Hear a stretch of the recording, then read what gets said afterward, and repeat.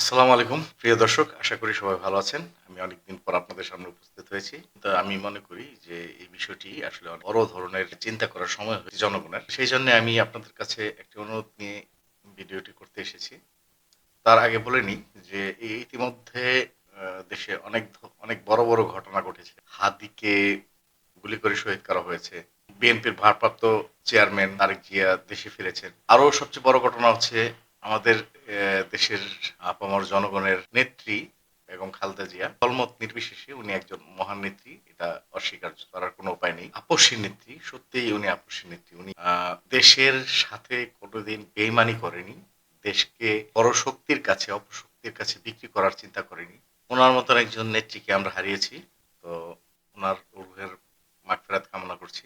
এর মধ্যে নির্বাচনী ইশতেহার ঘোষণা হয়েছে। আগামী ফেব্রুয়ারিতে আমরা ইনশাআল্লাহ একটি সুষ্ঠু সুন্দর নির্বাচন পাবো অনেকদিন পর। এই সময় এসে ভারত যখন আসলে বিষয়টা আমি আপনাকে আমরা থাম্বনেল দেখে বুঝতে পারছেন। বিষয়টি আমি ভারত নিয়ে বলতে চাচ্ছি। অনেকেই বলেন যে আমি আসলে একটা বিষয় নিয়েই সবসময় কথা বলি, সেটা হচ্ছে ভারত প্রসঙ্গ। কেননা আমি ভারতকে ঘৃণা করি না, ভারতের জনগণকে ঘৃণা করি না। ভারতের যে বাংলাদেশ নীতি, বাংলাদেশকে ভারত যে দৃষ্টিভঙ্গিতে দেখে, সেই বিষয়টিকে আমি ঘৃণা করি, সেই বিষয়টির বিরোধিতা করি। যার কারণে আমি ভারত বিরোধী কিছু কথা বলি। এখন প্রশ্ন হচ্ছে যে ভারত আসলে আমাদের পড়শি রাষ্ট্র, প্রতিবেশী রাষ্ট্র। অনেকে মনে করেন ভারত আমাদের বন্ধু রাষ্ট্র। আসলে ভারত কখনোই আমাদের বন্ধু রাষ্ট্র ছিল না। সবচেয়ে বড় কথা হচ্ছে শত্রু যদি পরিচিত হয় সেটা এক ধরনের কথা, আর বন্ধুবেশী যদি কোনো শত্রু হয় সেটা ভয়ঙ্কর কথা। ভারত হচ্ছে আমাদের সেই ভয়ঙ্কর বন্ধুবেশী শত্রু। তো এখন কথা হচ্ছে যে ভারত এখন এই মুহূর্তে যেই নোংরা কাজটি করেছে সেটা হচ্ছে রাজনীতিকে তারা খেলার মাঠে নিয়ে এসেছে। এটা ভারতের জন্য নতুন কিছু না, কিন্তু বাংলাদেশের সাথে এটা প্রথম প্রথম ঘটিয়েছে। ইতিমধ্যে আপনারা জেনেছেন নিশ্চয়ই, ভারতের যে আইপিএল খেলা হয় সেখানে আমাদের বাংলাদেশের বিভিন্ন খেলোয়াড়রা অংশগ্রহণ করে থাকেন। কলকাতা নাইট রাইডার্সে আমাদের মোস্তাফিজ খেলার কথা ছিল। মোদী সরকারের হস্তক্ষেপে তাকে বাদ দেওয়া হয়েছে। এটা খুবই ন্যাক্কারজনক একটা ঘটনা। সেই প্রসঙ্গে পরে আসছি, তার আগে বলে নিই। আমরা বেশ কিছুদিন ধরেই দেখে আসছি, বিশেষ করে আওয়ামী লীগ সরকার থেকে এখনো আছে, এখনো অনেক টক শোতে দেখি বিভিন্ন বুদ্ধিজীবীরা এবং দালাল কিছু মিডিয়ারা এই বিষয়টি আমাদের মাথার মধ্যে, মগজের মধ্যে ঢোকানোর চেষ্টা করে যে ভারতের সাথে আসলে পাঙ্গা নেওয়ার কিছু নাই। ভারত বড় দেশ।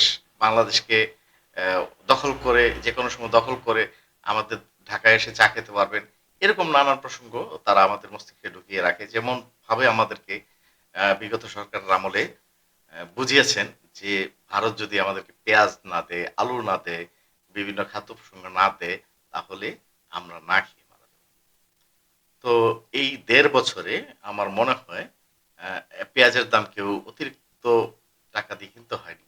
আমাদের বাংলাদেশের ফলের পেঁয়াজ দিয়ে আমরা খেয়েছি। ভারত থেকে আনতে হয়নি। ভারত নিজেরা এগুলো বন্ধ করেছে। এজন্য ভারতকে আমি ধন্যবাদ জানাই। আমরা ভারতের অনেক পণ্য বর্জন করেছি। তাতেও আমাদের চলে গেছে। আমাদের কোনো সমস্যা হয়নি। কিন্তু এই বুদ্ধিজীবীরা, এই দালাল মিডিয়ারা আমাদের কাছে বারবার করে বোঝানোর চেষ্টা করে যে ভারত ছাড়া আমাদের চলার কোনো উপায় নেই। ভারতকে যদি রাগান্বিত করি, আমরা উত্তেজিত করি, সে যেকোনো সময় বাংলাদেশকে বিপদে ফেলতে পারে, বাংলাদেশকে দখল করে ফেলতে পারে। আমি শুধু এইটা দেখাবো তাদেরকে। ভারত সারা জীবন চেষ্টা করেও বাংলাদেশকে দখল করতে পারবে না। এর বিভিন্ন কারণ আছে। শুধু শক্তি দিয়ে যুদ্ধ জেতা যায় না। বিভিন্ন বিষয় আছে যুদ্ধ জেতার জন্য। যদি শক্তি দিয়ে জেতা যেত তাহলে এতদিন ইউক্রেন রাশিয়ার দখলে থাকতো। তো যাই হোক, সেটা সেই প্রসঙ্গে আরেক প্রসঙ্গ। তো ভারত যদি বাংলাদেশকে দখল করার পরিকল্পনা করতেই পারতো, বা সেই দক্ষতা ভারতে থাকতো, তাহলে অনেক আগে ভারত বাংলাদেশকে দখল করে নিত। আমরা স্বাধীন দেশ ততদিনে অন্য দেশের গোলামি বা পা চাটা আমরা থাকতে চাই না। এখন প্রসঙ্গটা নিয়ে আমরা কথা বলছিলাম, সেই প্রসঙ্গে আসি। যে জনাব আসিফ নজরুল সাহেব একটি পোস্ট করেছেন ওনার ফেসবুক। মোস্তাফিজকে যে আইপিএল থেকে বাদ দেওয়া হলো, সেজন্য আইপিএল কে বাংলাদেশে ব্যান করা হোক, এবং এই জন্য তিনি তথ্য মন্ত্রণালয়ের কাছে রিকোয়েস্ট করেছেন। এটা আমি ওনাকে সাধুবাদ জানাই। এবং এই দাবিটা তুলেছেন মানুষের, জনগণের মনের দাবি। যদিও আসিফ নজরুল সাহেবের প্রসঙ্গে বিভিন্ন কথাও আমি বলেছি যে উনার কার্যক্রমের কাছে উনি যদি ভালো কাজ করে অবশ্যই তাকে সাধুবাদ জানাবো। উনি যদি খারাপ কাজ করে অবশ্যই তার বিরুদ্ধে কথা বলব।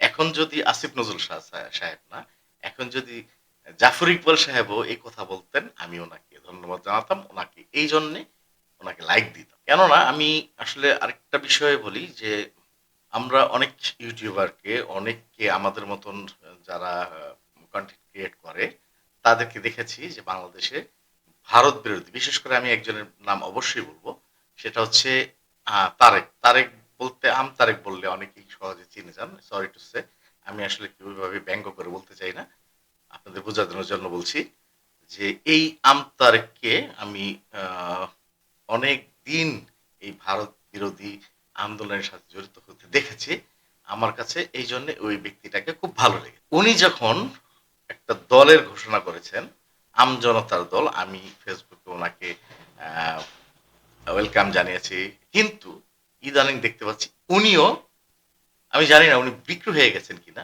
উনি কেন ভারতের এই দালাল মিডিয়াদের মতন কথা বলছেন যে ভারতকে আবার মানে উনি কোলে নিতে চান বুকে জড়িয়ে নিতে চান এই ধরনের কথা আর কি। যা অনেকটা বলে না ভূতের মুখে রাম নাম এই টাইপের আর কি যে ওনার মুখে এই কথাটা আমার অপ্রাসঙ্গিক মনে হচ্ছে সেই জন্য আমার কাছে অনেক খারাপ লাগছে যে আসলে আমরা অনেকেই যখন নাকি একটা আন্দোলনকে সামনে নিয়ে যাই এবং শেষ পর্যন্ত সেই আন্দোলনকে এগিয়ে না নিয়ে বিক্রি হয়ে যায় তখন আসলে জনগণের সাথে বেইমানি ছাড়া এটাকে আর কিছুই বলা হয় না আমি এইভাবে চিন্তা করি যে আসলে এটা যদি আহ, তারেক ভারতের সাথে কোনো লিয়াজু করে এই কথাগুলি বলে থাকেন তাহলে খুবই দুঃখজনক এটা উনি জনগণের সাথে বেইমানি করেছে বলে আমি মনে করি যাই হোক আমি ওনাকে এখন এই মানে আগে যেরকম ভালোবাসতাম সেই ভালোবাসাটা ওনার প্রতি আমার শ্রদ্ধা বা ভালোবাসা আমার নেই এই বিন্দু মাত্র নেই ভারত না শুধু বাংলাদেশের বিপক্ষে বাংলাদেশকে ক্ষতি করতে চায় বাংলাদেশকে কোন নজরে দেখে এইরকম রাষ্ট্রকে আমরা যদি তাদের গোলামি করি সেটার বিরোধিতা আমি সবার সাথে করব ভারত আমাদেরকে অনেকভাবে নানানভাবে আহ, মানে অ্যাটাক করার চেষ্টা করেছে করেছে বললে ভুল হবে করে যাচ্ছে ওনারা বর্ডারে এখনো প্রচুর এবং বিডিআর হত্যা করছে সেই সাথে আমাদের যে এমবেসি ছিল সেই এমবেসি তারা অ্যাটাক করেছে যার কারণে বাংলাদেশের এমবেসি বন্ধ করে দেওয়া হয়েছে এটা বাংলাদেশের ইতিহাসে ভারতের সাথে এই প্রথম একটা নজিরবিহীন ঘটনা তো এটাকে আমি সাধুবাদ জানাই যে এটা বিশেষভাবে এই প্রতিক্রিয়া বাংলাদেশ সরকার জানিয়েছেন আমি মনে করি যে আসিফ নজরুল সাহেব যে কথা বলেছেন যে বাংলাদেশ থেকে আইপিএল বাংলাদেশে ব্যান করার জন্য এটাতে আপনারা জনগণ সবাই সক্রিয়ভাবে ভূমিকা রাখুন হ্যাঁ আমরা চাই বাংলাদেশ থেকে আইপিএল না শুধু বাংলাদেশে শাহরুখ অর্থাৎ পাঠান এই শাহরুখ খানকেও বয়কট করা হবে এবং আমি আরো একটা দাবি এর সাথে অ্যাড করতে চাই আমাদের কেবল নেটওয়ার্ক চ্যানেল থেকে এই ভারতীয় সমস্ত মিডিয়াগুলোকে বন্ধ করা আবারও বলছি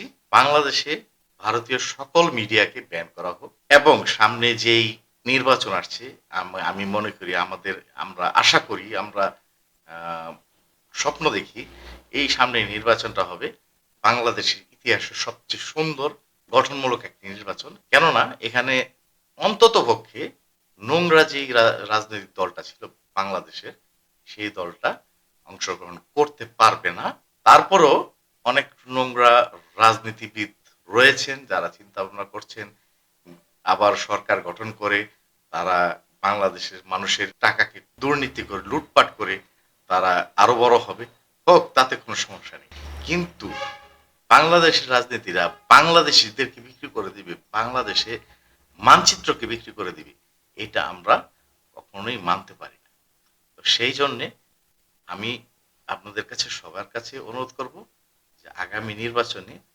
এমন একজন ব্যক্তিত্বকে কোনো দলকে না আপনার এলাকার ব্যক্তিকে ভোট দিন যেই ব্যক্তি ভারতের এই চিন্তা ভাবনার সাথে বিরোধিতা করে ভারতের চোখের সাথে চোখ রেখে কথা বলতে পারে এবং বাংলাদেশ প্রসঙ্গে সে সৎ সরল এবং বলিষ্ঠ থাকে আরেকটা প্রসঙ্গে আমি না বললেই নাই এই যে প্রথম আলো ডেইলি স্টার পুড়িয়ে দেওয়া হয়েছে এইটার জন্য প্রচন্ড নাকি কান্না করছে আচ্ছা আমার দেশ পত্রিকা যখন বন্ধ করে দেওয়া হয়েছিল কয়জন কন্টেন্ট ক্রিয়েটার এটাকে নিয়ে হাইলাইটস করেছেন যে আমার দেশের মতন একটা পত্রিকা যে সত্যকে সামনে নিয়ে আসে, সেই পত্রিকার বিরুদ্ধে আপনারা কথা বন্ধ করেছেন, এটা কথা বলেছেন। এই এতগুলো মিডিয়া আওয়ামী লীগ সরকার বন্ধ করেছিল। এই দিগন্ত টেলিভিশন, ইসলামিক টেলিভিশন তাদেরকে বন্ধ করে দেওয়া হয়েছে।